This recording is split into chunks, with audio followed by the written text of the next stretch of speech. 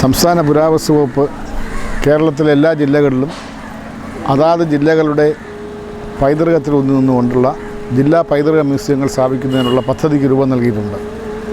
ജില്ലാ പൈതൃക മ്യൂസിയം പദ്ധതിയുടെ ഭാഗമായിട്ടാണ് എറണാകുളത്ത് ബാസ്റ്റൺ ബംഗ്ലാവിൽ ഇങ്ങനെ ഒരു മ്യൂസിയം ആരംഭിച്ചിട്ടുണ്ട്. ആ മ്യൂസിയത്തിലെ മ്യൂസിയം വസ്തുക്കൾക്ക് ഉപരിയായി കൊച്ചിയുടെ ചരിത്രവും കൊച്ചിയുടെ സംസ്കാരവും കൊച്ചിയുടെ പൈതൃകവും വിളിച്ചോതുന്ന കുറേ ശില്പങ്ങളിലൂടെ ഉണ്ടാക്കണമെന്നൊരു ആഗ്രഹം ഉണ്ടാവുകയും അതിൻ്റെ അടിസ്ഥാനത്തിലാണ് കേരള ലളിതകലാ അക്കാദമിയുമായി ബന്ധപ്പെട്ടുകൊണ്ട് ഒരു ക്യാമ്പ് സംഘടിപ്പിക്കുന്നതിനും ശിലയിൽ കൊത്തിയ ശില്പങ്ങൾ ഇവിടെ ഫങ്ഷണലായിട്ടുള്ള ശില്പങ്ങൾ സ്ഥാപിക്കുന്നതിനും വകുപ്പ് തീരുമാനിച്ചത്. ഇവിടെ ബാസ്റ്റൺ ബംഗ്ലാവിൽ പുരാവസ്തു പുരാവസ്തു വകുപ്പ് ഇതിനു മുമ്പിലുള്ള കാട് പിടിച്ച സ്ഥലത്ത് എന്ത് ചെയ്യണമെന്ന് അക്കാദമിയോട് നിർദ്ദേശം ആരാഞ്ഞത്. അപ്പോൾ ഞങ്ങൾ പറഞ്ഞു ഇവിടെ നമുക്കൊരു ശില്പോദ്യാനമാക്കി മാറ്റാമെന്ന്. അങ്ങനെയാണ് 10 ശില്പങ്ങൾ ഇവിടെ തീർക്കുന്നത്. നേരത്തെ ഇത് RDOമാരുടെയും ഉദ്യോഗസ്ഥന്മാരുടെയൊക്കെ താമസ സ്ഥലമായിരുന്നു. അന്നത്തെ പ്രധാന പരിപാടി ഫിലിം ഷൂട്ടിംഗ് കൊടുക്കലായിരുന്നു. ഏതായാലും അത് മാറി കുറേ കാലമായി പുരാവസ്തു വകുപ്പ് ഏറ്റെടുത്തതിന് ശേഷം അത് പൂട്ടിയിട്ടിരിക്കുകയായിരുന്നു. ഏതായാലും ഇന്നത് പഴയ രീതിയിൽ റിനോവേറ്റ് ചെയ്ത് ഒരു മ്യൂസിയമാക്കി മാറ്റുകയും അതോടൊപ്പം ഈ കോമ്പൗണ്ടിലും തനിമ നിലനിർത്തിക്കൊണ്ടുള്ള സംവിധാനങ്ങൾ വരികയാണ്.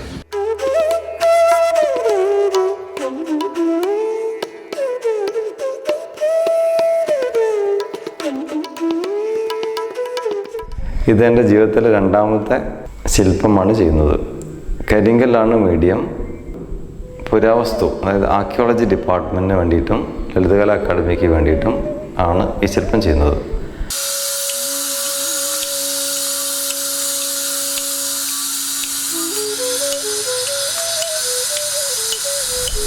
ആദ്യത്തെ ഒരു ചെറിയ മീറ്റിംഗ് ഉണ്ടായിരുന്നു ആർക്കിയോളജി ഡിപ്പാർട്ട്മെൻറ്റിൻ്റെ ലളിതകലാ അക്കാദമിയിൽ കൂടിയിട്ട്.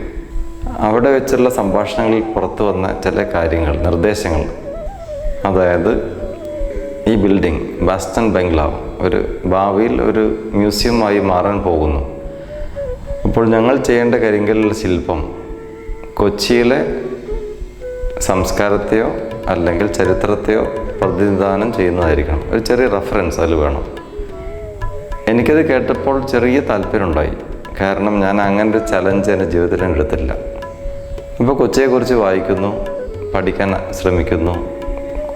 കൊച്ചിയിൽ ഏതെല്ലാം വിദേശീയർ വന്നിട്ടുണ്ട് എന്നതിനെക്കുറിച്ചൊരു ചെറിയ അന്വേഷണം മാത്രം. അതിലൂടെ കിട്ടിയൊരു തിരിച്ചറിവാണ് നമ്മുടെ ഈ കേരളത്തിൽ മാത്രം സംഭവിക്കുന്ന മൺസൂൺ എന്ന് പറയുന്ന ഒരു കാലാവസ്ഥ പ്രതിഭാസം. മൺസൂൺ എന്ന വാക്ക് നമ്മൾക്കാണെങ്കിലും അതിൻ്റെ അർത്ഥം വേറെയാണ് യൂറോപ്പിൽ അല്ലെങ്കിൽ ഇംഗ്ലീഷ് വാക്കിൽ. ട്രേഡ് വിൻഡ് എന്നാണ് അതിൻ്റെ വേറൊരു വാക്ക്. അതായത് കച്ചവടക്കാറ്റ്. കച്ചവടക്കാറ്റ് എന്ന ഈ മലയാളം അല്ലെങ്കിൽ ട്രേഡ് വിൻഡ് എന്നതിൻ്റെ അർത്ഥം വളരെ ക്ലിയറാണ്. They came for trade. Arabs വന്നിട്ടുണ്ട്, ജൂതർ വന്നിട്ടുണ്ട്, ക്രിസ്ത്യൻസ് വന്നിട്ടുണ്ട്, ഡച്ച്, പോർച്ചുഗീസ്, ഫ്രഞ്ച്, മറ്റ് പലരും. കച്ചവടം അല്ലെങ്കിൽ ട്രേഡുമായിട്ട് ബന്ധപ്പെട്ടുള്ള വരുന്ന ആൾക്കാർ മുഴുവൻ പവർഫുള്ളാണ് ഫിനാൻഷ്യലി. ഇതെല്ലാം വായിച്ചപ്പോൾ എനിക്ക് തോന്നി എന്നാൽ ട്രേഡ് വിൻഡിനെ ബേസ് ചെയ്തിട്ട് ഒരു ശില്പം ചെയ്യാൻ ശ്രമിക്കാം. ഒരു ചലഞ്ചായിട്ട് ചെയ്യാൻ പറ്റുമോ ഇല്ലേ എന്നുള്ള ചോദ്യമല്ല എനിക്കുള്ളത്. Let me do it, let me try. പക്ഷേ എങ്ങനെയാണിത് കരിങ്കല്ലിലേക്ക് ട്രാൻസ്ഫർ ചെയ്യുന്നത് എനിക്കറിയില്ല. ഞാൻ അപ്പോൾ ചിത്രം വരയ്ക്കാൻ തുടങ്ങി, ഡ്രോയിങ് ചെയ്യാൻ തുടങ്ങി. അതിലൂടെ വന്ന ഇമേജസ് എന്ന് പറഞ്ഞാൽ ഫസ്റ്റ് ഒരു മേഘമാണ് വരുന്നത്. മുകളിലൊരു മേഘം, അതിനെ സപ്പോർട്ട് ചെയ്യുന്ന 2 കല്ലുകൾ, അത് മഴയെ പ്രതിനിധാനം ചെയ്യുന്നു. ഈ മഴ വെള്ളം ഒലിച്ചു പോകുന്ന ഇരുവശങ്ങളിലേക്കും ഒലിച്ചു പോകുന്ന 2 കല്ലുകൾ. ഒലിച്ചു പോകുന്ന കല്ലുകളിലാണ് പണ്ട് ഇവിടെ കൊച്ചിയിൽ വന്ന് കച്ചവടത്തിനായി വന്നവർ മതപരിവർത്തനം നടത്തി രാജ്യത്തെ മൊത്തം മാറ്റിമറിച്ച ഇമേജസ് വരുന്നത്. അത് മാത്രമേ ശ്രമിച്ചിട്ടുള്ളൂ.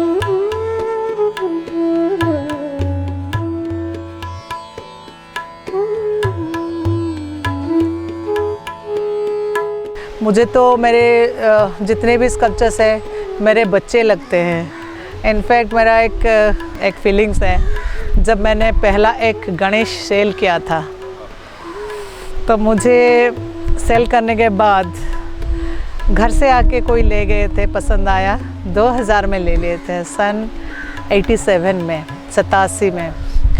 तो वो मुझे बहुत दुख हुआ, पहला सेल था। लगा कि फिर पापा ने कहा चलो आप इसमें प्रोफेशन बना सकते हो, you can sell your works, have a career on this.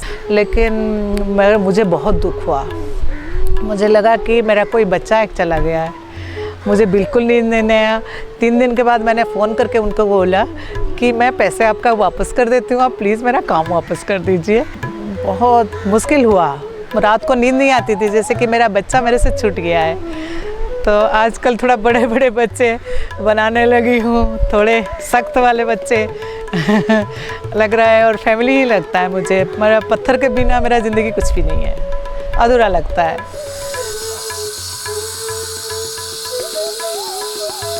I am Nivedita Mishra from Odisha. As you know, Odisha's old name is Utkal, Utkrisht Kala.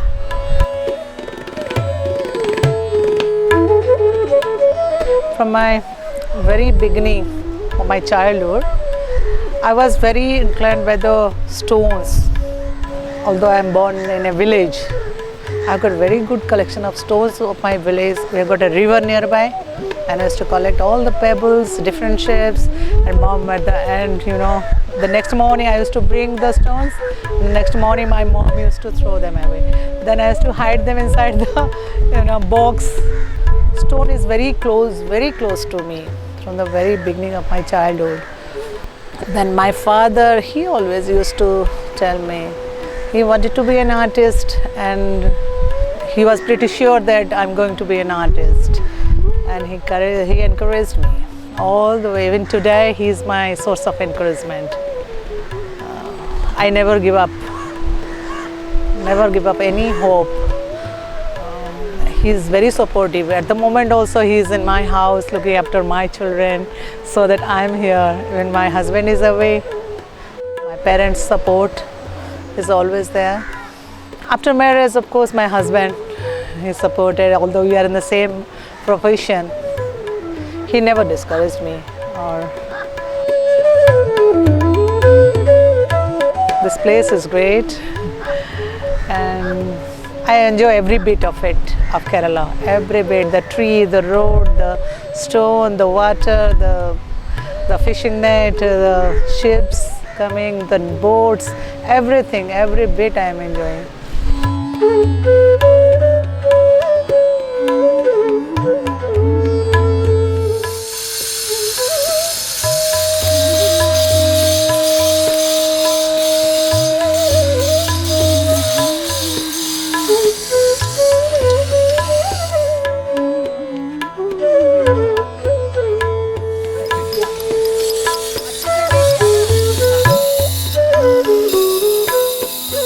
This is a collaboration with Lalit Kala Academy and archaeological. So I'm thinking of something doing on archaeological importance, how they excavate, how things come up and they discover new things go inside, So that is the art I see. That's the art of excavating. That's also part of a art. They discover so many things, our history, so it has much more importance in our life. It makes even inside stone also we can look inside they can tell also a story. One day will be, I think the archaeological people, they might find out that the stone can also speak. They do have a life, have a language they do have, that we need to study the language and understand it. Need to know the language they speak.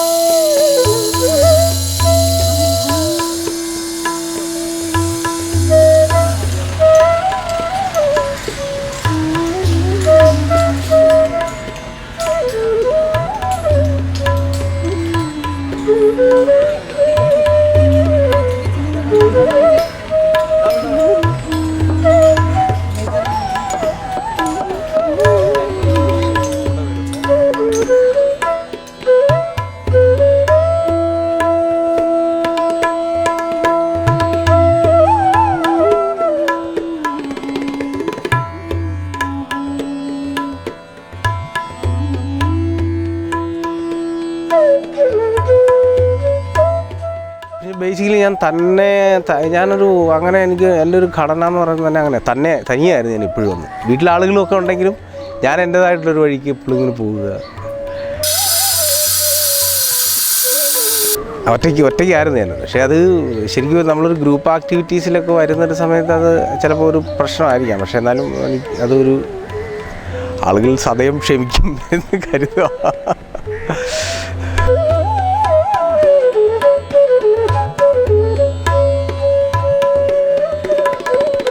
ഞാൻ കുട്ടിക്കാലം മുതൽ ചിത്രം വരയ്ക്കാറുണ്ട്. എൻ്റെ വീടെന്ന് പറയുന്നത് ശരിക്കും ഇടുക്കിയിലാണ്. അപ്പോൾ അവിടെ ഞാനൊരു കാർഷിക കൃഷിയാണ് വീട്ടിൽ ചെയ്തുകൊണ്ടിരുന്നത്. അങ്ങനെ അതുമൊക്കെ ആയിട്ട് ബന്ധപ്പെട്ട് ചിലപ്പോൾ കൃഷിയിലേക്ക് പോകും. അപ്പോഴൊക്കെ നമ്മുടെ ഉള്ളിൽ വരാമെന്ന് പറയുന്ന ഇത് കിടന്നു. അങ്ങനെ പലതരം പ്രോസസ്സിലൂടെ വന്ന് അവസാനമാണ് നമ്മൾ ഇത് ജീവിതത്തിൽ ഇത് തന്നെ ചെയ്യണം എന്നുള്ളൊരു രീതിയിൽ തീരുമാനിക്കപ്പെടുന്നു. അക്കാഡമിക്കലായിട്ട് ഞാൻ പഠിച്ചിട്ടില്ല. ചിത്രം വരെയും ശില്പം ചെയ്യലും പഠിച്ചിട്ടില്ല. പക്ഷേ എന്നാലും ഞാൻ ശരിക്കും തിരുവനന്തപുരം ഈ ഫൈൻ ആർട്സ് കോളേജിൽ കാഷ്വൽ സ്റ്റുഡൻ്റ് എന്ന് പറഞ്ഞിട്ടുള്ള ഒരു രീതിയിൽ ഒരു 4 വർഷം ഞാനവിടെ ഈ സ്റ്റുഡിയോ ഉപയോഗിക്കാനും ലൈബ്രറി നോക്കാനൊക്കെ ആയിട്ട് അവിടെ ചിലവഴിച്ചിട്ടുണ്ട്. ആ സമയത്താണ് ശരിക്കും ഞാൻ എന്താണ് കലയെന്നും ഈ കലയുടെ ലോകം എന്താണെന്നൊക്കെ ശരിക്കും അടുത്തറിയുകയും ഒക്കെ ചെയ്തു. 10 വർഷമായിട്ട് വയനാട്ടിൽ തന്നെയാണ്. അപ്പോൾ 10 വർഷമായിട്ട് നമ്മൾ വയനാട്ടിൽ താമസിക്കുന്ന ഒരു സമയത്താണ് ശരിക്കും എനിക്ക് എൻ്റെ സ്ഥലവും എൻ്റെ കുട്ടിക്കാലത്തല്ല എൻ്റെ സ്ഥലവും അതിൻ്റെ ലാൻഡ്സ്കേപ്പ്, അവിടെയുള്ള ആളുകൾ, നമ്മുടെ സുഹൃത്തുക്കൾ, നമ്മൾ നടന്നിട്ടുള്ള വഴികൾ, സ്കൂളിൽ നമ്മൾ നാടകം കളിച്ചിട്ടുള്ളത്, അങ്ങനെ പോകുന്ന ഒത്തിരി ഓർമ്മകൾ എൻ്റെ ഉള്ളിൽ ഇത്രയധികം ഞാൻ അതിനോട് ബന്ധപ്പെട്ടാണോ നിന്നിരുന്നതാണോ എന്ന് എനിക്ക് തിരിച്ചറിയാൻ പറ്റി ഞാൻ വയനാട്ടിൽ ചെന്നിട്ടുള്ള ആ സമയത്താണ് അന്ന്. അപ്പോൾ പിന്നെ എനിക്കത് ഭയങ്കര ഹോണ്ടിങ് ആയിരുന്നു. രാത്രി ഉറക്കം കിടക്കുമ്പോഴൊക്കെ എന്ന് പറഞ്ഞാൽ ഭയങ്കര കണ്ണടയ്ക്കുമ്പം ഈ നമ്മുടെ മനസ്സിൽ തെളിഞ്ഞു വരുന്നതെല്ലാം ഈ നമ്മുടെ നാടിൻ്റെ ചിത്രങ്ങളും അതൊക്കെയാണ്. അപ്പോഴാണ് ഞാൻ ശരിക്കും പറഞ്ഞാൽ ഇത് എങ്ങനെയെങ്കിലും നമ്മുടെ ഉള്ളിൽ നമ്മൾ പ്രകടിപ്പിച്ചേ മതിയാവുള്ളൂ എന്ന് പറയുന്നൊരു ഒരവസ്ഥയിലാണ് ഞാൻ ശരിക്കും പറഞ്ഞാൽ അതെല്ലാം വീണ്ടും ഞാൻ വരയ്ക്കാൻ. പിന്നെ അതൊക്കെ വായിച്ചും വരച്ചും ഇങ്ങനെ വരച്ചിട്ടാണ് നമ്മൾ ഒരു ബാലൻസ്ഡ് ആയിട്ടുള്ളൊരു സ്ഥലത്തേക്ക് എത്തുന്നത്.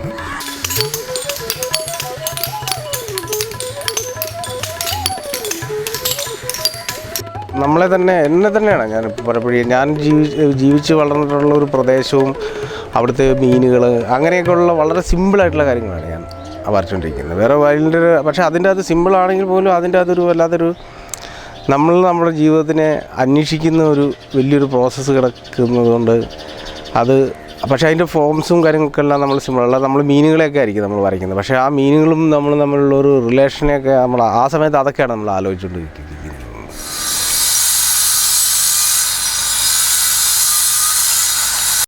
എൻ്റെ എല്ലാ പെയിൻറ്റിങ്ങിൻ്റെ അത് എവിടെയെങ്കിലും ഒരു മീൻ. പക്ഷേ അതിൻ്റെ ഒരു കാരണം എന്ന് പറയുന്നത് ഇതാണ്. നമ്മുടെ കുട്ടിക്കാലത്തുള്ള നമ്മുടെ ആ പുഴയിലേക്ക് പോയിട്ട് മീനുകളെയൊക്കെ നിരീക്ഷിക്കുക. നമ്മൾ ഭയങ്കര ഏകാന്തമായിട്ട് ഒത്തിരി മീനുകൾ ഒബ്സർവ് ചെയ്തിട്ടുണ്ട്. ഒത്തിരി തരം മീനുകൾ നമ്മൾ കുട്ടിയായിരിക്കുന്നൊരു സമയത്തൊക്കെ ഇല്ല. അതായിരുന്നു എൻ്റെ ശരിക്കും ഒരു ലോകം. ശരിക്കും ഒരു വലിയൊരു താഴ്വാരത്തിലാണ് വീടിരിക്കുന്നത്. അപ്പോൾ അവിടെ അങ്ങോട്ട് പോകും. അവിടെ പോയിട്ട് അവിടെ നടക്കുക. എനിക്ക് ചെറുപ്പത്തിൽ ഞാൻ പുഴയുടെ അടുത്തൊക്കെ ആയിരുന്നുണ്ട്, എനിക്ക് നീന്താനും അങ്ങനെ പുഴയിൽ പേടിയില്ലായിരുന്നു. ഇതിൽ പുഴക്കൂടെ പോകാന്നൊക്കെ പറഞ്ഞാൽ അങ്ങനെ ഒരു പേടിയൊന്നും തോന്നില്ല. കാരണം വെച്ചാൽ നമ്മളുടെ വീട് പോലെ നാട് പോലെയൊക്കെ തോന്നിയിട്ടുള്ളൊരു സ്ഥലമാണ്. അപ്പോൾ ഞാനീ പറഞ്ഞതെന്ന് വെച്ചാൽ നമ്മൾ അങ്ങനത്തെ ഒരു സ്ഥലത്തുനിന്നേ ആണ് ഈ നമ്മളുടെ എല്ലാ തരം ഇമേജറിയും നമ്മുടെ ക്യാരക്ടറും ഒക്കെ രൂപപ്പെടുത്തുന്ന അങ്ങനത്തെ ഒരു സ്ഥലത്തു നിന്നാണ്.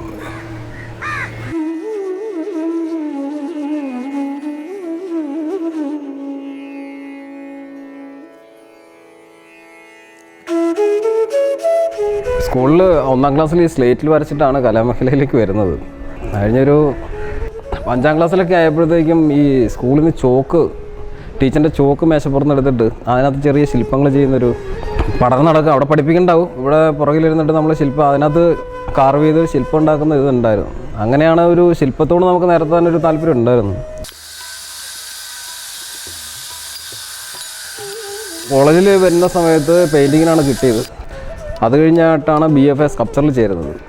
പിന്നെ സ്കൾപ്ചറിൽ ഗ്രാനൈറ്റിൽ വർക്ക് ചെയ്യുന്നുണ്ടായിരുന്നു. പിന്നെ പല മീഡിയങ്ങളുണ്ടായിരുന്നു, ബ്രോൺസ്, പല പ്ലാസ്റ്റർ പാരിസ, ക്ലേ, ഫൈബർ, ഗ്രാനൈറ്റ്. ഇപ്പോൾ ശില്പം ചെയ്യുമ്പോൾ യഥാർത്ഥത്തിൽ ആദ്യമായിട്ട് ആലോചിക്കുന്നത് ഒരു കരിങ്കല്ല് ചെയ്യുന്നതിനെ സംബന്ധിച്ചാണ് ആലോചന.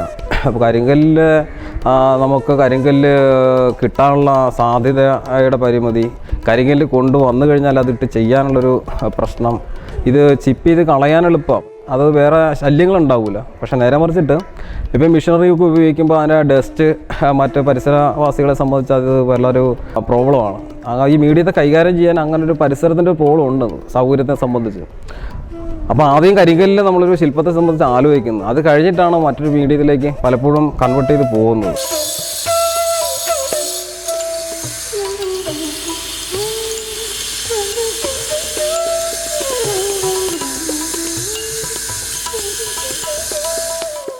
പിന്നീട് ഈ ക്യാമ്പിലേക്ക് വരുന്നത് കഴിഞ്ഞ വർഷം കോഴിക്കോട് നടക്കുന്ന ഒരു ക്യാമ്പിലാണ് ആദ്യമായിട്ട് ഈ ക്യാമ്പിൽ പങ്കെടുക്കുന്നത്. അത് വലിയൊരു എക്സ്പീരിയൻസ് ആയിരുന്നു. ഉള്ള സീനിയറായിട്ടുള്ള ആർട്ടിസ്റ്റുകളുടെ കൂടെ വർക്ക് ചെയ്യാൻ കഴിഞ്ഞത്, അവരുടെ ഒരു എക്സ്പീരിയൻസിന് നമുക്കൊരു ഇൻസ്പയർ സ്പേസ് അവിടെ കിട്ടിയായിരുന്നു.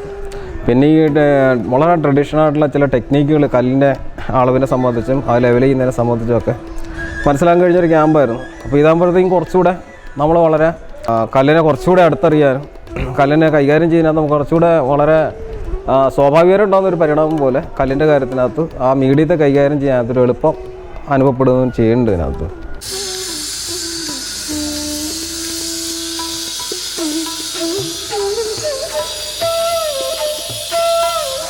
യഥാർത്ഥത്തിൽ ഒരു കലാകാരനെ ഡെവലപ്പ് ചെയ്തെടുക്കുന്നത് ആ ഒരു പരിസരവും ഒരു സമൂഹമാണെന്നുള്ള ഒരു കാഴ്ചപ്പാടാണ് ഉള്ളത്. അതിനകത്ത് ഈ സാര ജന്മസിദ്ധമാണ് അല്ലെങ്കിൽ പാരമ്പര്യമായിട്ടൊരു തുടർച്ചയുണ്ട് എന്ന് പറഞ്ഞതിനൊന്നും വലിയ അർത്ഥമുണ്ടെന്ന് എനിക്ക് തോന്നുന്നില്ല. അതിനകത്ത് ഇത് വ്യക്തി ബന്ധങ്ങളുടെ ഒരു റിലേഷൻഷിപ്പിനെ വളരെ സ്റ്റഡി ചെയ്യുന്നൊരു വർക്കാണ്. അപ്പോൾ ഇതൊരു പഴയകാല ഒരു അനുഭവമായിട്ട് ബന്ധപ്പെട്ടാണ് ഈ പറയുന്ന ഒരു ശില്പത്തിൻ്റെ ഒരു രൂപം എടുക്കുന്നത്. അത് ഈ തീവെട്ടി എന്ന് പറയുന്ന ഒരു നമ്മുടെ നേരത്തെ പോലെ ഉത്സവങ്ങളിൽ മുമ്പിൽ പിടിക്കുന്ന ഒരു പന്തമാണ് തീവെട്ടി എന്ന് പറയുന്നത്. നേരെ മറിച്ച് ഇന്നിപ്പോൾ ഫോർട്ട് കൊച്ചിയിലുണ്ടായിരുന്ന ഒരു തീവെട്ടിയോട് സമാനമായ ഒരു ഹിസ്റ്ററി ഇവിടെ കിടക്കുന്നുണ്ട്. അതായത് ഈ കാപ്പിരികളുടെ സംബന്ധിച്ച് കാപ്പിരികളെ പോർട്ടുഗീസുകാർ ഒരുപാട് പേര് ഇവിടെ അടിമകളായിട്ട് കൊണ്ടുവന്നു. അപ്പോൾ ഡച്ചുകാരന് ആക്രമണം ഉണ്ടായതോടെ പോർട്ടുഗീസുകാർക്ക് ഇവിടുന്ന് പലായനം ചെയ്യേണ്ടി വന്നു. ആ ചെയ്യേണ്ടി വന്ന സമയത്ത് ഇവിടുന്ന് ഓടിപ്പോകേണ്ടി വന്ന സമയത്ത് അവർക്ക് കൊണ്ടുപോകാൻ പറ്റാവുന്ന വലിയൊരു ധനവും മറ്റ് സ്വത്തുക്കളും ഒക്കെ സൂക്ഷിക്കാൻ വേണ്ടിയിട്ട് ഇവർ ഈ അറകളിൽ ഈ കാപ്പിരികളെ അടിമകളെ ഇട്ട് പൂട്ടിയിട്ടാണ് ഇവർ പോകുന്നത്. അപ്പോൾ ഡച്ചിൻ്റെ അധിനിവേശത്തെ ആരോട് ഈ കാപ്പിരികൾക്ക് പുറത്തിറങ്ങാൻ പറ്റാത്തൊരു സ്ഥിതി ഇതിനകത്ത് ഉണ്ടാകുന്നുണ്ട്. അപ്പോൾ രാത്രി കാലങ്ങളിൽ മാത്രമാണ് ഇവരൊന്ന് പുറത്തിറങ്ങുകയോ അല്ലെങ്കിൽ വീഡിയോ വലിക്കുകയോ ഒക്കെ ചെയ്യുന്നത്. ഇത് ഈ പ്രാദേശികരായിട്ടുള്ള ആളുകളെ സംബന്ധിച്ച് വലിയൊരു ഭയപ്പാടുണ്ടാക്കുന്ന ഒന്നായി. കാപ്പിരികൾ ഇവിടെ ഉണ്ടായിരുന്നു, പക്ഷേ രാത്രിയിൽ കാണുന്ന ഒരു കാഴ്ച അതിനകത്തൊരു പ്രശ്നമാണ്. അപ്പോൾ അതിനെ അത്തരത്തിലൊരു താരതമ്യം ചെയ്തുകൊണ്ട് ഇവർ പിന്നീട് ഇതിനെ ഒരു ഭയപ്പാടുണ്ടാക്കുന്നൊരു അന്തരീക്ഷമായി മാറുന്നുണ്ട്. ഇത് പിന്നെ ഈ കാപ്പിരി മുക്ക് എന്ന് പറയുന്ന ഒരു സ്പേസ് അവിടെ ഉണ്ടാകുന്നുണ്ട്. അവിടെ ഇവരൊരു കാപ്പിരി മുത്തപ്പനെ സ്ഥാപിക്കുന്നുണ്ട്. അപ്പോൾ ഈ കാപ്പിരി മുത്തപ്പന് വിളക്ക് വെക്കുന്നൊരു രീതിയുണ്ട്.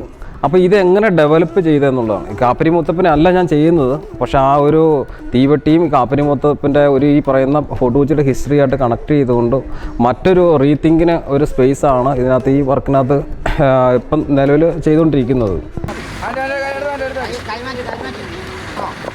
അപ്പോൾ അത് യഥാർത്ഥത്തിൽ നമ്മുടെ റിലേഷൻ ഇപ്പോൾ അധിനിവേശം ഉണ്ടാകുന്നതോടുകൂടി ഉണ്ടാകുന്ന വലിയൊരു ചേഞ്ച്, സാമൂഹികപരം വലിയ ചേഞ്ച് ഉണ്ട്. ഇതിനെ പോസിറ്റീവോ നെഗറ്റീവോ എന്നതിനേക്കാൾ ഉപരി ഉണ്ടാകുന്നൊരു ശരിയായൊരു മാറ്റമായിരിക്കാം, അല്ലെങ്കിൽ തെറ്റായ ഒരു കീഴ്വഴക്കമായിരിക്കാം. ഏതായാലും അതിനകത്ത് അടിയുറഞ്ഞ് കിടക്കുന്ന ഈ റിലേഷനെ സംബന്ധിച്ചുള്ളൊരു ഒരു കൺസെപ്റ്റാണ് ഈ വർക്കിനകത്ത് ഉദ്ദേശിക്കുന്നതിനകത്ത്.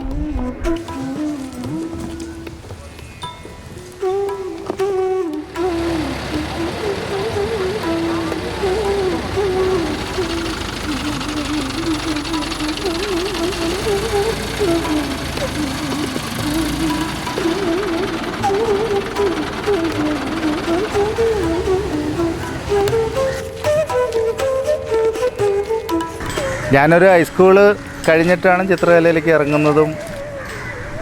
ഒരു വയലിൻ പഠിക്കണം എന്നൊക്കെ ചെറിയ ആഗ്രഹം ഉണ്ടായിരുന്നു.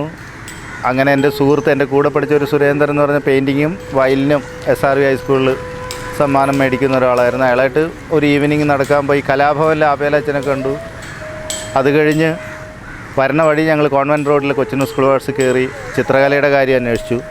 അപ്പോൾ ദത്തൻ മാഷാണ്, MRD ദത്തൻ എന്ന് പറഞ്ഞ ചിത്രകാരനും ശില്പിയാണ് ആ സമയത്ത് അവിടെ ഉണ്ട്. അദ്ദേഹം പറഞ്ഞ് ഇവിടുത്തെ ക്ലാസ്സൊക്കെ തുടങ്ങി, നിങ്ങൾ MV ദേവനും സംഘവും ഒരു സ്ഥാപനം വളഞ്ഞമ്പലത്ത് തുടങ്ങിയിട്ടുണ്ട്, അവിടെ ചെന്ന് അന്വേഷിക്കുമെന്ന് പറഞ്ഞു. ഞാൻ അവിടെ ചെന്ന് അന്വേഷിച്ചു. ആപ്ലിക്കേഷനൊക്കെ ഞങ്ങൾ രണ്ടുപേരും മേടിച്ചു. പക്ഷേ ഞാൻ മാത്രമേ അടുത്ത ദിവസം അവിടെ ചേർന്നുള്ളൂ. പിന്നെ ചരിത്രം ദേവമാഷ ക്ലാസ് കേട്ടപ്പോഴാണ്, ഇടയ്ക്ക് വന്ന് പറയാൻ തുടങ്ങി, ബുക്കുകളൊക്കെ ഉണ്ട് നോക്കൂ എന്നൊക്കെ പറഞ്ഞപ്പോഴാണ് ചിത്രകലയുടെ ഒരു വ്യാപ്തിയും ഇന്ത്യൻ ആർട്ടിൻ്റെ ഒരു സമ്പന്നതയും ഒക്കെ മനസ്സിലാകുന്നത്. പിന്നെയും 6 മാസ കോഴ്സാണ്. വീണ്ടും ഞാൻ 6 മാസങ്ങളിൽ അവിടെ ചിലവഴിച്ചു. വളരെ അടുത്തായിരുന്നു എൻ്റെ വീട്. അപ്പോൾ ഞാനൊരു സഹായിയായിട്ടും ഒരു അറ്റൻഡറെ പോലെ ഓടി കിടക്കുമായിരുന്നു. പൂർവ്വ വിദ്യാർത്ഥി എന്നുള്ളതുണ്ടെങ്കിൽ തന്നെ കളർ മേടിക്കണം. അങ്ങനെ ആ സ്ഥാപനത്തിൻ്റെ ഒരു ഭാഗമായി.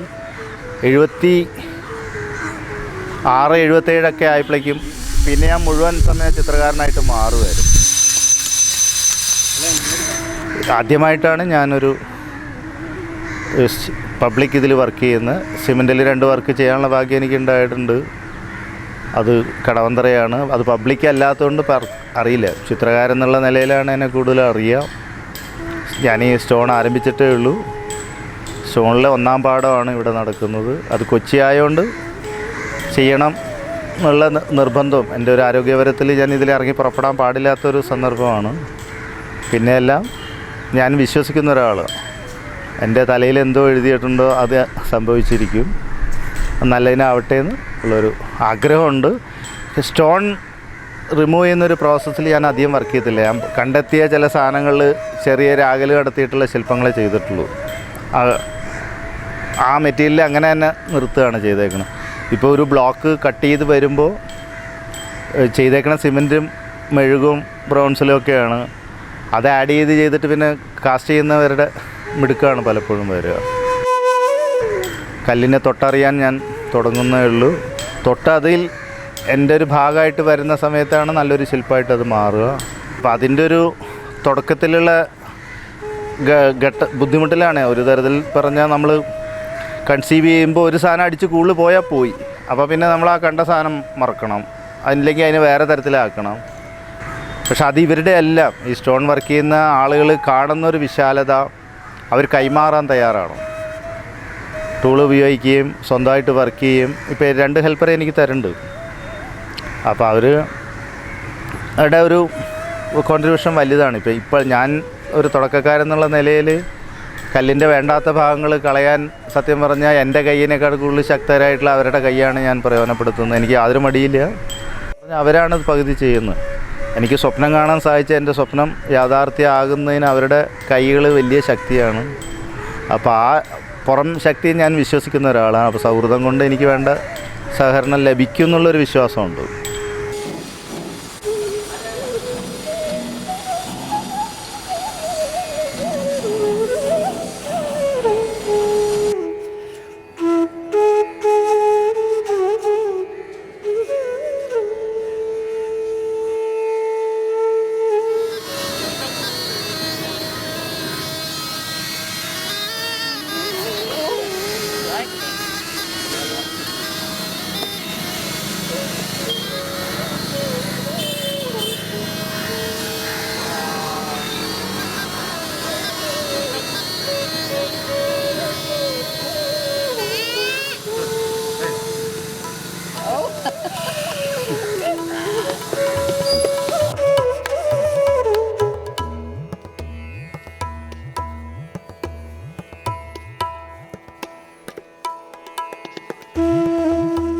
यहाँ पर कोचीन में इस ग्रेनाइट स्कल्पचर कैंप में सबसे पहले तो ये माध्यम जो इस्तेमाल करने के लिए मिल रहा है वो बहुत ही बढ़िया है, बहुत अच्छा। हिंदुस्तान का सबसे अच्छा पत्थर ग्रेनाइट, जो कि चुनौती होता है शिल्पकार के लिए, और इस माध्यम में एक अच्छी स्केल में काम करना, ये कहा जा सकता है कि ये हमारे जीवन की एक अच्छी उपलब्धि है, ये एक अच्छी घड़ी है। बड़ा आनंद आ रहा है।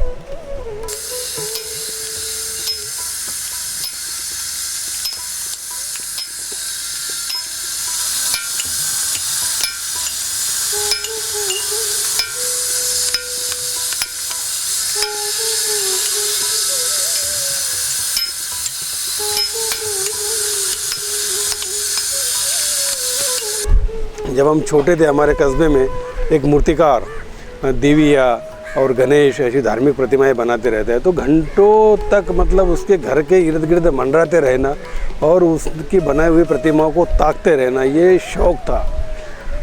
फिर उसके बाद एक देवी की प्रतिमा मिट्टी में मैंने मेरे हाथों से बनाई। ऐसा खेलते खेलते इतनी बातें याद है। असल इसकी शुरुआत हुई हमारे कला शिक्षण के दौरान जजेस स्कूल ऑफ आर्ट में, जब मैं जजेस स्कूल ऑफ आर्ट में शरीक हुआ शिक्षण लेने के लिए, और फिर वहाँ से मेरी रुचि बढ़ने लगी। और फिर 1 साल फाउंडेशन कोर्स के बाद फिर मैंने शिल्पकला विभाग में मैंने दाखिला लिया, और तब से बस ये सिलसिला जारी है। हमारा हिंदुस्तान, हम हिंदुस्तान वासी है, इससे सबसे पहले हमें बेहद गर्व होता है। हमारे हिंदुस्तान में इतने विभिन्न रंगों के, इतने विभिन्न तरीक़ों के, इतने विभिन्न पोत के मतलब टेक्सचर के पत्थर उपलब्ध है। पूरी तरह से कश्मीर से लेकर के कन्याकुमारी तक, तो कई तरह के पत्थर समझ में आते हैं, कई रंगों के पत्थर। एक तो मार्बल जो बहुत ही मशहूर है, दूसरा ग्रेनाइट। मार्बल के साथ साथ ग्रेनाइट ये माध्यम अपनी अनोखी पहचान बनाए हुए है। ग्रेनाइट की अहम पहचान है उसकी कठिनता। उसकी कठिनता ही उसका एक सौंदर्य रूप है। इसमें मूल अंग इसका काला है, छाया, ये सब ब्लैक स्टोन, काला पत्थर। काले रंग को एक प्रमाण मानने वाले, काले रंग को प्रमाण मान के उसमें विभिन्न छायाओं का निर्माण करना। इस काले रंगों की छाया के साथ में आदमियों की वेदनाओं का, उसकी अपनी वंचितता का, एक विभिन्न उसके करुण अवस्था का एक मनोहारी दृश्य उभर के आता है।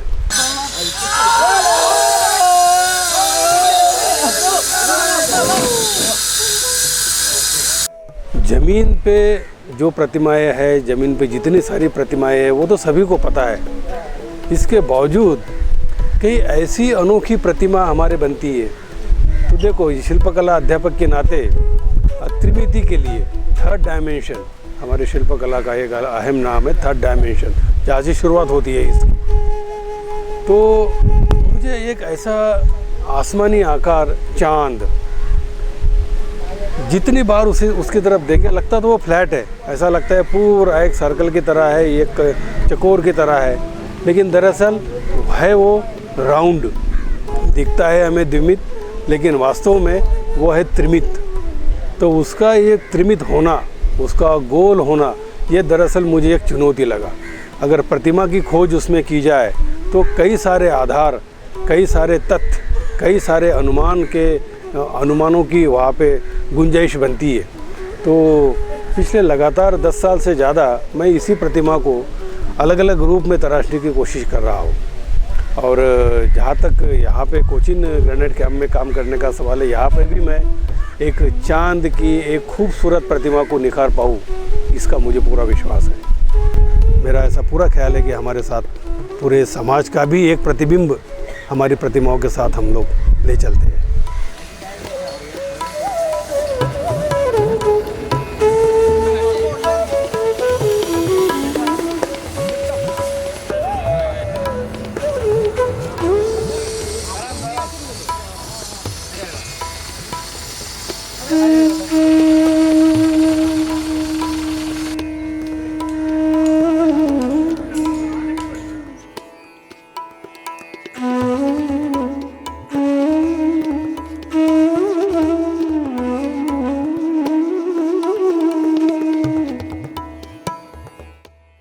ഇത് ഇന്ത്യൻ ആർട്ടിൽ ശരിക്കും വളരെ റിച്ചായിട്ടുള്ളൊരു പാരമ്പര്യമുള്ള ഇന്ത്യൻ കലയിൽ നമ്മൾ പലപ്പോഴും ചെയ്യുന്നത് നിരർത്ഥകമായുള്ളൊരു കലയാണെന്ന് എനിക്ക് തോന്നിയിട്ടുണ്ട്.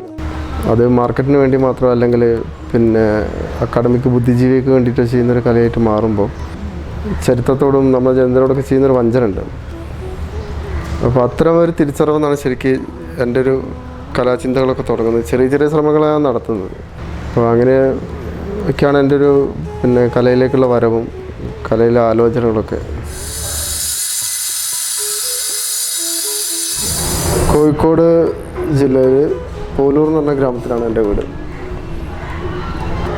സ്കൂൾ പഠനത്തിന് ശേഷം കോഴിക്കോട് യൂണിവേഴ്സിറ്റി ആർട്സിലും പിന്നെ Thrissur government college of fine ആർട്സിലാണ് ചിത്രകല പഠനം.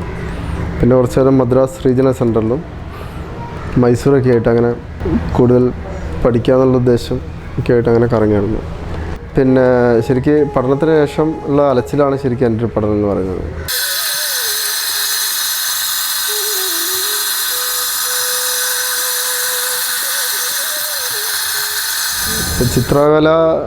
ചിത്രകാരനാവാന്ന് പറഞ്ഞാൽ വളരെ ചെറുപ്പത്തിലുള്ളൊരു താല്പര്യം മാത്രമായിരുന്നു. അതിനുശേഷം ഒരു പക്ഷേ എനിക്കൊന്ന് ഗൗരവമായിട്ട് ചിത്രകല കാണാൻ തുടങ്ങിയ ശേഷം ചിത്രകാരനാവുക അല്ല കലാകാരനാവുക എന്നുള്ളൊരു സാധനം നഷ്ടപ്പെട്ടിട്ടുണ്ട്.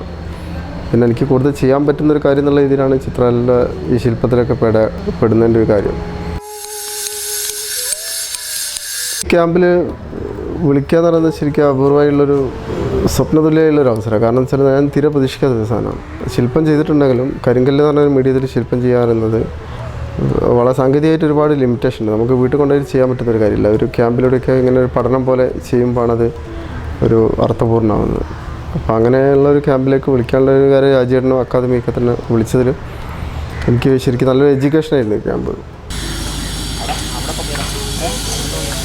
അപ്പം ഞാൻ പ്രധാനമായിട്ട് എനിക്ക് കിട്ടിയുള്ള കല്ലുകൾ അതിൻ്റെ ഒരു പിന്നെ കല്ലിൻ്റെ ഒരു ഭംഗിയൊന്നും കളയാതെ തന്നെ കുറച്ചൊക്കെ അതിൽ വർക്ക് ചെയ്ത് കല്ലിൻ്റെ സ്വഭാവം നിലനിർത്തിയിട്ട് തന്നെ ശില്പമാണ് ഉദ്ദേശിച്ചിരുന്നത്.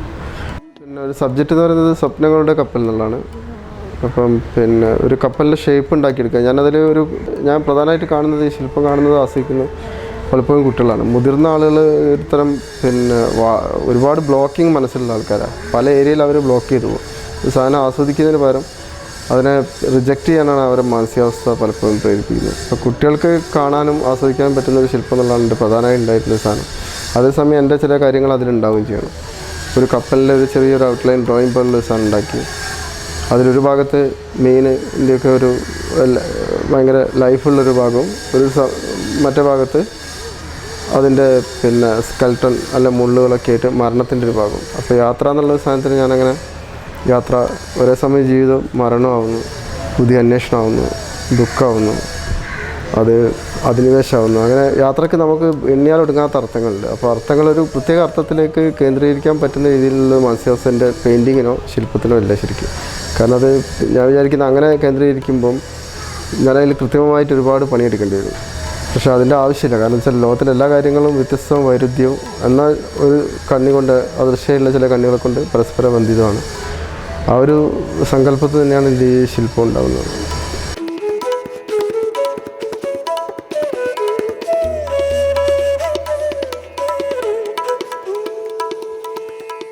ഞാൻ മദ്രാസ് കോളേജ് ഓഫ് ആർട്സിൽ നിന്നാണ് ഫൈൻ ആർട്സ് കംപ്ലീറ്റ് ചെയ്തത്. KCS പണിക്കർ ആയിരുന്നു എൻ്റെ പ്രിൻസിപ്പള്. ചെറുപ്പം മുതൽ തന്നെ എനിക്ക് പെയിൻറ്റിങ്ങിനോട് ഇൻട്രസ്റ്റ് ആയിരുന്നു. ഈ എൻ്റെ കയ്യിലുള്ള ഈ വാസന എൻ്റെ പേരൻസ് മനസ്സിലാക്കി. അങ്ങനെയാണ് എന്നെ മദ്രാസ് കോളേജ് ഓഫ് ആർട്സിൽ കൊണ്ടാക്കുന്നത്.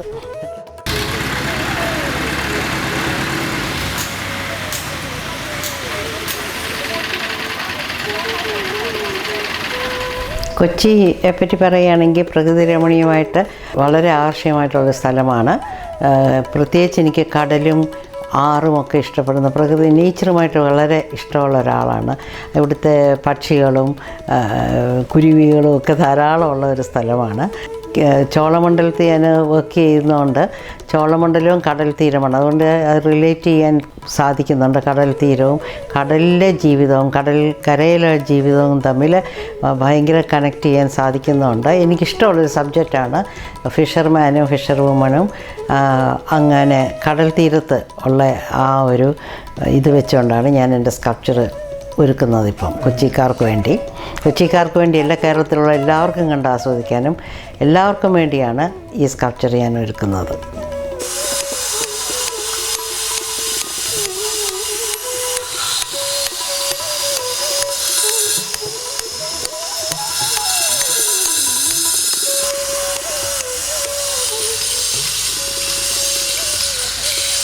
ഫോർട്ട് കൊച്ചിയിലെ ആംബിയൻസാണ് ഞാൻ ഈ ശില്പത്തിൽ കൂടെ കാണിക്കാൻ ഉദ്ദേശിക്കുന്നത്.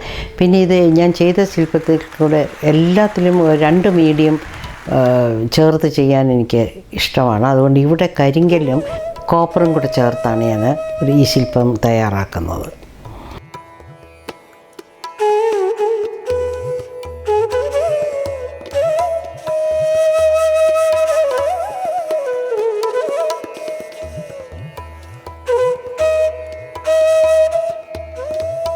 കോപ്പർ ഒരു വശത്ത് ഇത് കരിങ്കല്ലുമായിട്ട് മെർജ് ചെയ്ത് പോകുന്ന പോലത്തെ ഒരു ശില്പമാണ് ഞാനിപ്പോൾ ചെയ്യുന്നത്.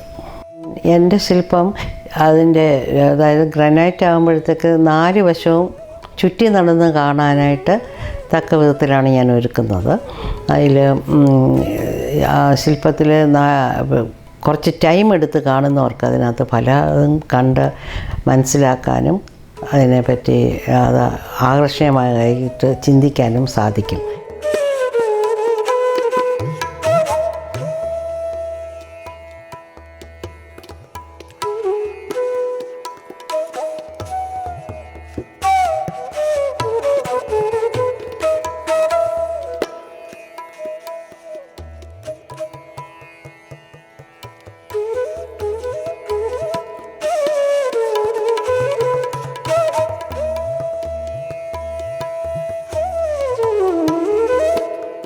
അനില മദ്രാസ് കോളേജ് ഓഫ് ആർട്സിൽ പഠിക്കുന്ന കാലത്താണ്, ഫൈനൽ ഇയറിലാണ് ഞങ്ങൾ മീറ്റ് ചെയ്യുന്നത്.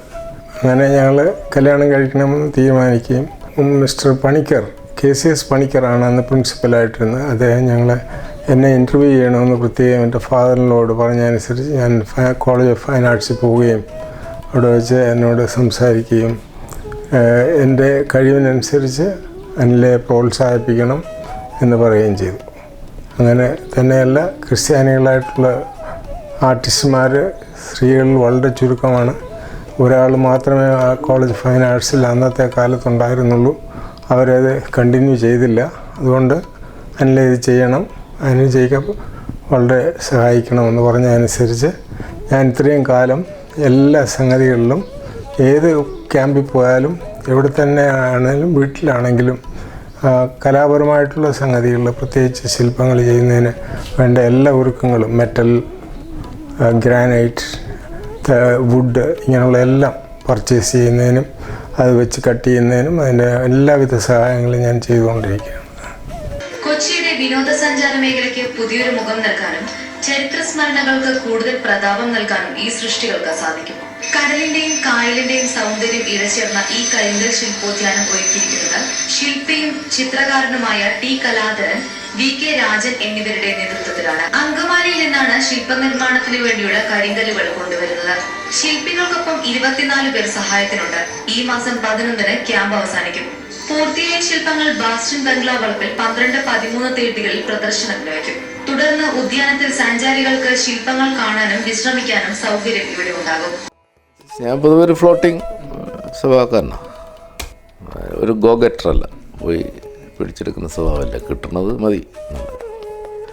അപ്പം നല്ലതോ ചീത്തയോ ഏറ്റവും നല്ലതോ വിൽക്കുന്നതോ എന്നുള്ള പ്രശ്നം എനിക്കില്ല. പക്ഷേ I just enjoy the practice of art and experiment. അതാണ് എൻ്റെ നിലപാട്.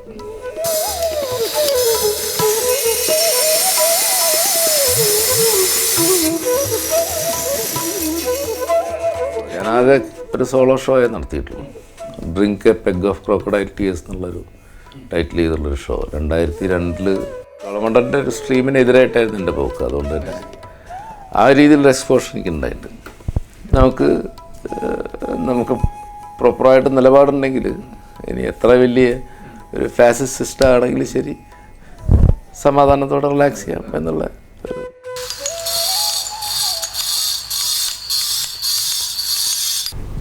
വരാന്നുള്ളത് എനിക്ക് വളരെ ചെറുപ്പം തൊട്ടേ ഉള്ള ഒരു പ്രാക്ടീസാണ്.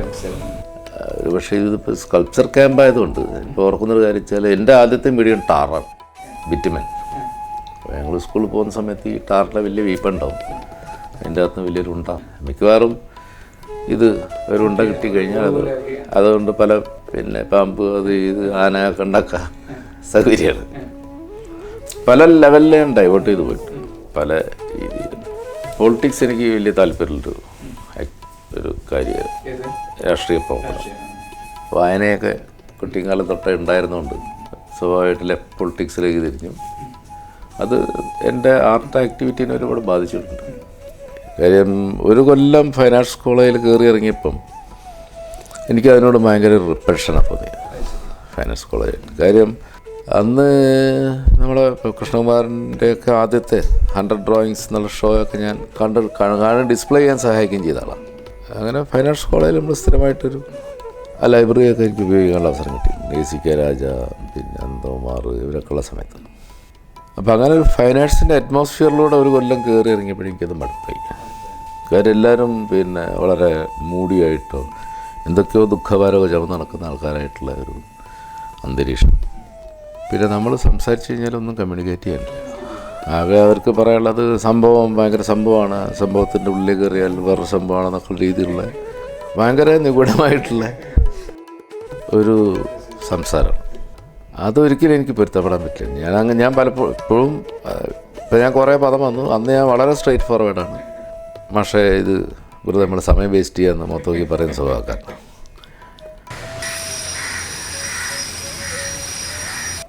മദ്രാസ് പോയത് സത്യത്തിൽ ഈ പറഞ്ഞ മാതിരി കരിങ്കല്ലിൽ ശില്പം പിടിക്കാനാണ് പോകുന്നത്. അപ്പോൾ കുറച്ച് കാലം മഹാബലിപുരമൊക്കെ കറങ്ങി നടന്നപ്പോൾ മനസ്സിലായി കാര്യം അവിടുത്തെ ചൂടും കൊതുവിൻ്റെ കടിയും പിന്നെ ഇതിൻ്റെ ഒരു കഠിനമായ ലേബറും ഒക്കെ വെച്ചിട്ട് കുറച്ചുകൂടെ സൗകര്യമുള്ള സ്ഥലം എന്നുള്ളതൊക്കെയാണ് ചോളമണ്ഡലിലേക്ക് പോകുന്നത്. ചോളമണ്ഡലിൽ പോയി നന്ദൻ എന്ന് പറയുന്ന നന്ദാനും പാപ്പനുമാണ് അന്ന് അവിടെ ഗ്രാനൈറ്റ് വർക്ക് ചെയ്യുന്നത്. നന്ദാൻ്റെ അടുത്ത് പോകുന്നു. പുള്ളി പറയുന്നത് കൈ പിടിച്ച് വീടാണ് വന്നത്. ഞങ്ങൾ കൈ വളരെ സോഫ്റ്റാണ്, എന്ത് ഗ്രാനൈറ്റിൽ പണ മുടിയാത്, വാക്സ് തന്നെ உங்களுக்கு അതാണ് പുള്ളി പറഞ്ഞത്. അപ്പോൾ വാക്സ്, ക്ലേ അതൊക്കെ അങ്ങനെയാണ്. അവിടുന്ന് കുറേ ടെറാക്കോട്ടയിൽ കുറേ വർക്ക് ചെയ്തു. കുറച്ച് സാൻഡ് സ്റ്റോൺ പോലുള്ള സോഫ്റ്റായ സ്റ്റോൺസ് കുറച്ച് വർക്ക് ചെയ്തു. ഞാൻ എക്സിബിറ്റ് ചെയ്ത വർക്കുകൾ 1-2 വർക്കുകൾ വിറ്റുപോയെന്ന് മാത്രമല്ല, ആ വർക്കുകൾ വളരെ ശ്രദ്ധിക്കപ്പെട്ടു.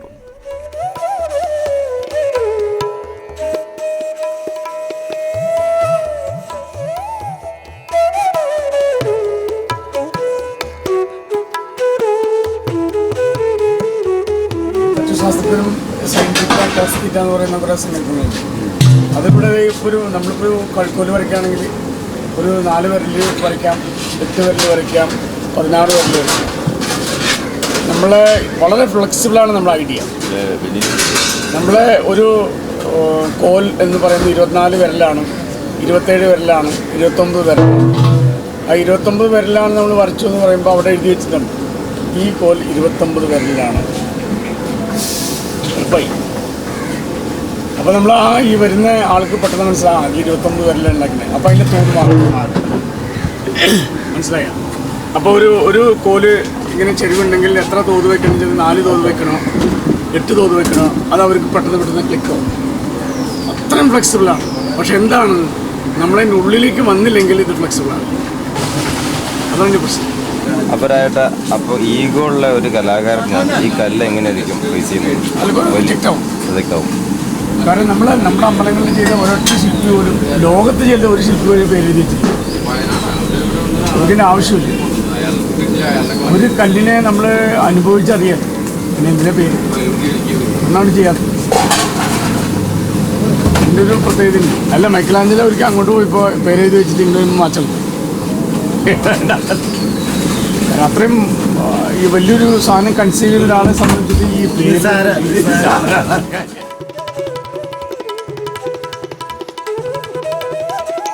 അമ്പലങ്ങളിൽ വിഗ്രഹം ഉണ്ടാക്കാൻ വേണ്ടി ഒരു ജ്യോത്സ്യം നോക്കിയതിന് ശേഷമാണ് അത് അവർ തീരുമാനിക്കുക.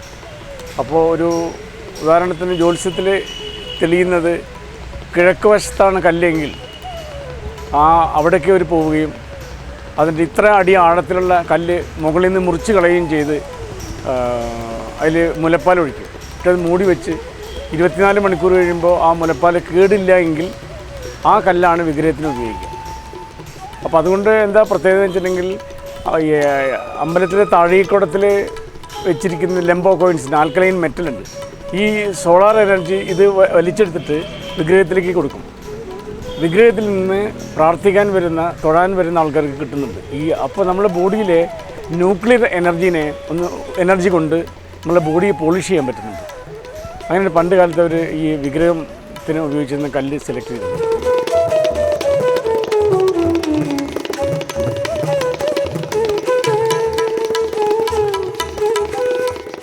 മെഴുക് പോലെ രൂപപ്പെടുത്തിയെടുക്കാമെന്നാണ് കല്ലിനെ കുറിച്ച് പറയുന്നത്. നമ്മുടെ ഖജുരാഹോ അല്ലെങ്കിൽ സാഞ്ചി അല്ലെങ്കിൽ മഹാബലിപുരം ഇവിടെയൊക്കെ പോയാൽ നമുക്ക് ഇത് കല്ല് എങ്ങനെയാണ് മെഴുകായിത്തീരുന്നത് മനസ്സിലാവും. അതേപോലെ അവർ നമ്മുടെ ഇന്ത്യൻ ശില്പത്തിൽ കാണുന്ന ഈ പൊക്കൽക്കൊടി അതിങ്ങനെ പൾസേറ്റെന്ന് ഫീൽ ചെയ്യും ഇല്ലേ? അപ്പോൾ അതിൻ്റെ അർത്ഥം എന്ന് വെച്ചാൽ അത്ര സോഫ്റ്റായിട്ടും അത്ര ഫ്ലെക്സിബിളായിട്ടും കല്ലിന് നമുക്ക് ഉപയോഗിക്കാൻ പറ്റും. അതിന് ഈ ലിക്വിഡ് ഫോം തന്നെയാണ് കാരണം, അല്ലെങ്കിൽ ആവാൻ പറ്റില്ല. പക്ഷെ അവർ പറയുന്നത് നല്ല രസമായിട്ടാണ്. കാരണം ഞാനിപ്പോൾ ഈ മൗണ്ടൻ്റെ മുകളിൽ താമസിക്കാറുണ്ട്. എനിക്ക് തോന്നിയിട്ട് പലപ്പോഴും അന്ന് കാട്ടിലാണല്ലോ ആൾക്കാർ വർക്ക് ചെയ്യുക. അപ്പോൾ ഇളം തന്നൽ ശരീരത്തിൽ നിന്ന് തഴുകുമ്പോൾ ഈ തഴുകലിൻ്റെ എനർജിയാണ് സ്റ്റോണിൽ ഉപയോഗിച്ചത്. അതാണ് ഈ കെർവ്ലീനിയർ ഇത് വന്നുള്ളത് പറഞ്ഞത്, ആ റൗണ്ട് ഷേപ്പ് എന്നുള്ളത്. അതെനിക്ക് നല്ല ഒബ്സർവേഷൻ തോന്നിയിട്ടില്ല.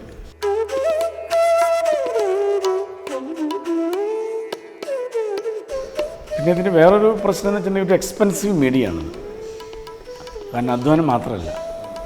പിന്നെ നമ്മൾ ഇയാൾ ഒരു ഓസ്ട്രിയൻ ക്രിട്ടിക്ക് പറഞ്ഞ പോലെ തന്നെ കൃഷിക്കാരൻ്റെ പോലെയാണ് നമ്മൾ പണി. രാവിലെ വന്ന് കല്ല് കൊത്തുന്നു, വൈകുന്നേരം കൊത്തുന്നു, പിന്നെയും കൊത്തുന്നു, ഒന്നും കാണാനില്ല, പിന്നെയും കൊത്തുന്നു. ലാസ്റ്റാണ് അത് ഇങ്ങനെ ഒരു വലിയ മരമായി പൂത്ത് കായ്ക്കുമ്പോഴാണ് നമുക്ക് ഇങ്ങനെയായിരുന്നു അല്ലേ എന്നത്. അപ്പോഴാണ് അതിൻ്റെ പുറകിലേക്ക് പോകുന്നത്. അല്ല, എനിക്കത് കുറച്ചുകൂടി ഫീൽ ചെയ്യും. ഞാൻ കൃഷിയും കൂടി ചെയ്യുന്നുണ്ട്. അതുകൊണ്ട് എനിക്ക് കുറച്ചുകൂടി 2 പ്രൊഫഷനാണ്, ഒന്ന് കൃഷി, ഒന്ന് ശില്പം.